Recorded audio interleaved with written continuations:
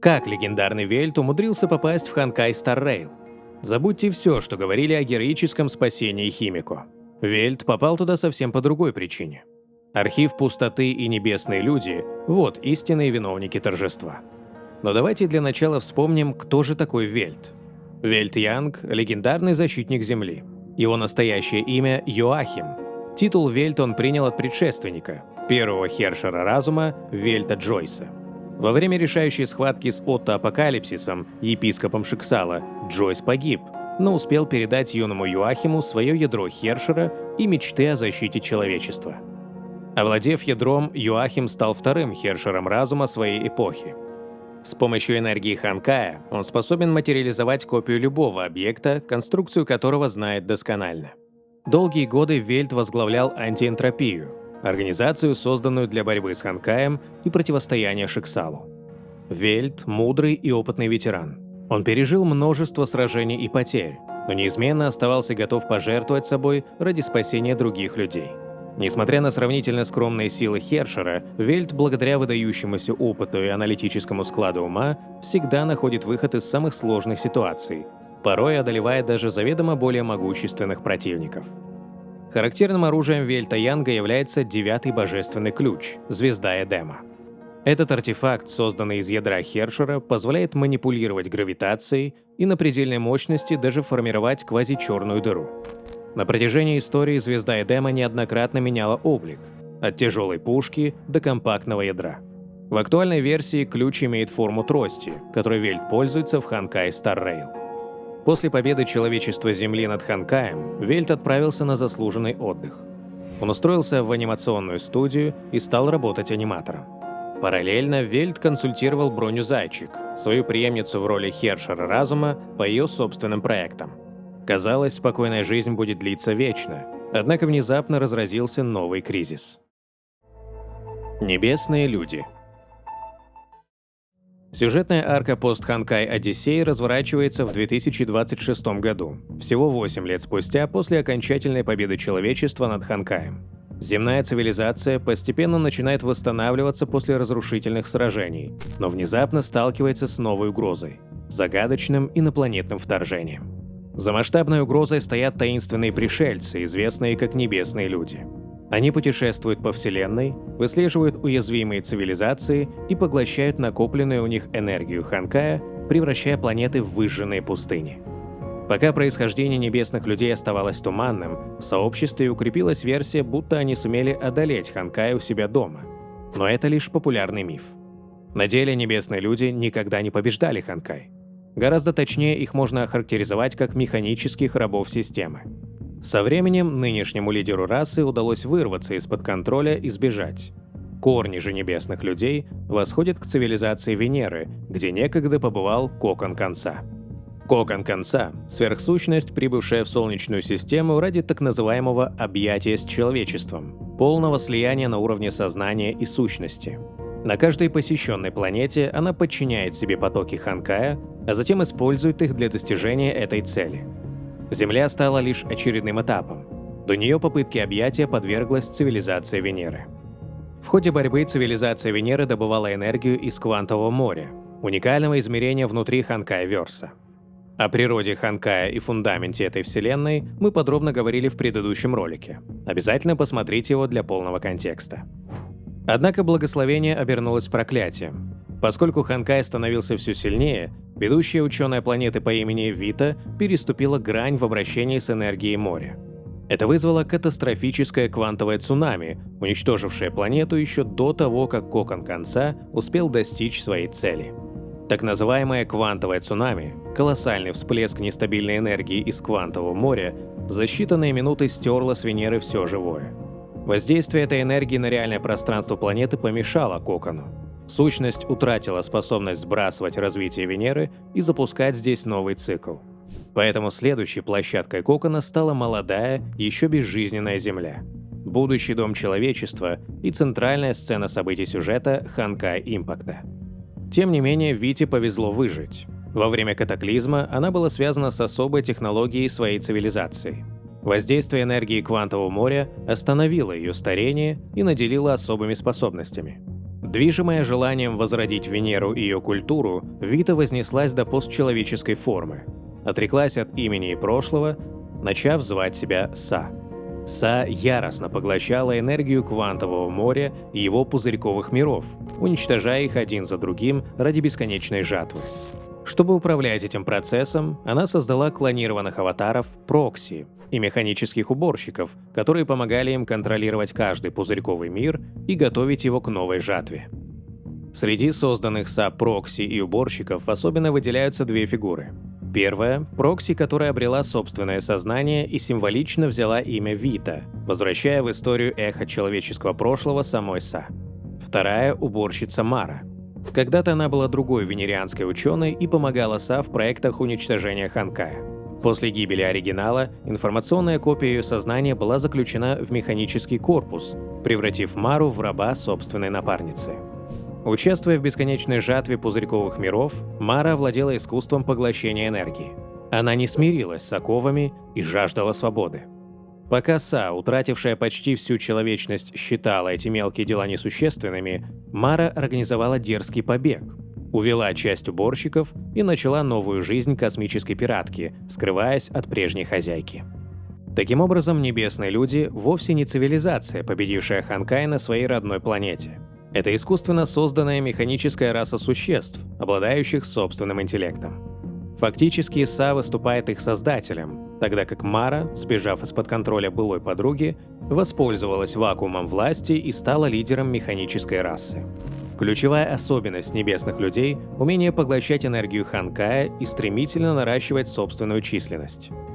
Кроме того, они свободно пересекают границы между мирами через телепорт, называемый «Звездные врата». Схема вторжения такова. Сначала они отправляют астероид, замаскированный под естественный, в качестве разведзонда.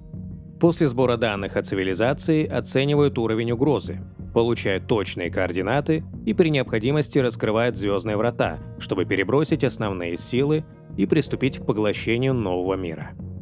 Небесные люди крайне опасаются высокотехнологичных, развитых цивилизаций.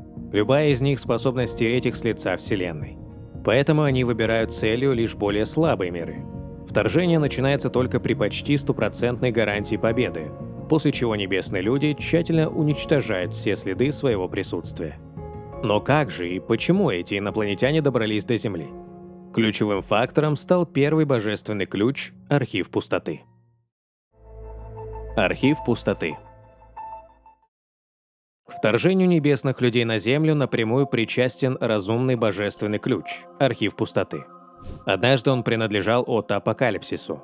После гибели владельца архив освободился, завладел одним из запасных тел епископа и начал собственную партию. Основная директива Архива Пустоты как искусственного интеллекта – обеспечить человечеству полную и абсолютную победу над Ханкаем. Однако принятые землянами меры оказались для архива неприемлемы, поэтому он выбрал иную, радикальную стратегию. В финале первой части сюжета Киана Каслана стала Хершером конца, достигнув объятия с Коконом. Она обрела возможность контролировать Ханкай в пределах планеты. Тем не менее, ни Киана, ни Кокон не в силах абсолютно полностью подчинить себе его. Чтобы ослабить воздействие Ханкая на Землю, Киана перенесла энергию на Луну и запечатала ее, то есть фактически Ханкай никуда не исчез. Тогда Архив Пустоты разработал радикальный план – призвать небесных людей, чтобы они прибыли на Землю и, поглотив Ханкай, окончательно избавили человечество от угрозы. По замыслу архива, город Сен-Фонтейн становился плацдармом. Именно отсюда должны были открыться звездные врата для небесных людей. Цена плана – изоляция одного единственного города и передача самой энергии Ханкая. Архив Пустоты отчаянно нуждался в способностях Вельта как Хершера разума. Манга «Чужая земля» подтверждает, что ядро разума сейчас принадлежит именно ему. При помощи шантажа и тонких манипуляций архив сумел склонить Вельта на свою сторону. По его замыслу, Вельт, совмещая гравитационный ключ, звезду Эдема и силы Хершера, должен был перетащить лунный Ханкай обратно на Землю. Ценой такой операции стала бы собственная жизнь Вельта из-за колоссальной нагрузки. Во время расследования аномалий в Сент-Фонтейне Мэй, Броня, а также группа подростков сумели остановить и Архива Пустоты, и обезвредить авангард небесных людей. Тем не менее, механический передовой отряд успел активировать звездные врата прямо на территории Земли. С этого момента начинается полномасштабное вторжение небесных людей, разворачивающееся сразу после раскрытия портала. Архив пустоты был побежден, но местонахождение Вельта оставалось неизвестным. Что произошло после раскрытия портала, пока не ясно. Третья часть пост-Ханкай Одиссеи еще не увидела свет, но именно в ней, вероятно, земляне успешно отобьют вторжение небесных людей. Тем не менее, дальнейшие события частично раскрываются в манге «Чужая земля», а те же детали подтверждаются в игровом профиле Вельта и его репликах в Ханкай Star Rail. Архив пустоты сам подтолкнул небесных людей к вторжению, удерживая для их флота специальный маяк-ориентир. Позднее он осознал, что пришельцы не просто поглотят Ханкай, но и уничтожат человечество.